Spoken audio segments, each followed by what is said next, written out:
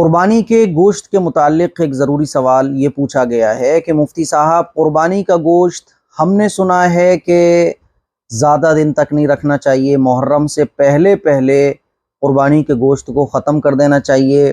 اگر محرم آ جاتے ہیں اور قربانی کا گوشت کسی کے ہاں رکھا ہوا ہے تو پھر محرم کے آنے سے وہ گوشت حرام ہو جاتا ہے، تو قربانی کا گوشت کتنے دن تک رکھ سکتے ہیں؟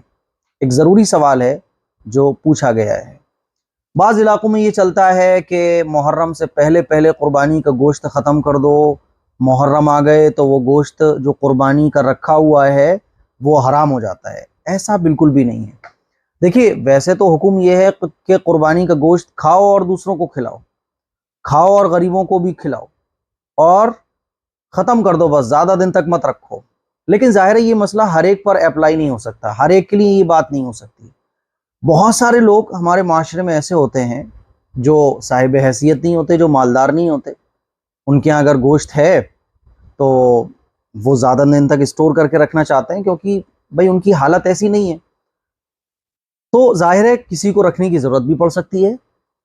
اور جو لوگ مالدار ہیں، جن کو اللہ تعالیٰ نے نواز رکھا ہے، ان کے لیے تو حکم یہ ہے کہ بھائی کھاؤ پیو اور ختم کر دو، بس غریبوں کو بھی بانٹو، بانٹ بوٹ کر ختم کر دو، خود بھی کھاؤ دوسروں کو کھلاؤ، فنش کرو جلدی سے۔ لیکن بہرحال قربانی کے گوشت کو اسٹور کر کے رکھنا بھی جائز ہے، شریعت کے اعتبار سے جائز ہے۔ اگرچہ افضل یہ ہے، بہتر یہ ہے، سنت یہ ہے، بیسٹ یہ ہے کہ آپ قربانی کا گوشت خود بھی کھاؤ، دوسروں کو بھی کھلاؤ اور ختم کر دو بس جلدی سے، زیادہ اس کو اسٹور مت کرو۔ لیکن شریعت نے اجازت دی ہے کہ اگر کوئی اسٹور کر کے رکھنا چاہتا ہے تو وہ رکھ سکتا ہے۔ اب اس کی ٹائمنگ کیا ہے؟ تو بھائی اس کی کوئی ٹائمنگ نہیں ہے۔